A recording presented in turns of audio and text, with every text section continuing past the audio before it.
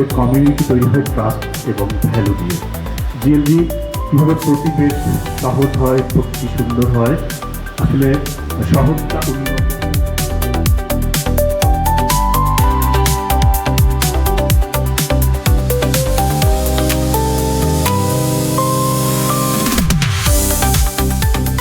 শুরু থেকে প্রত্যেকটা বিল্ডিংয়ে আমরা একটা সাউন্ড কোয়ালিটি বিল্ডিং এটা তৈরি করার জন্য আমরা পুরো টিম মিলে কাজ করি।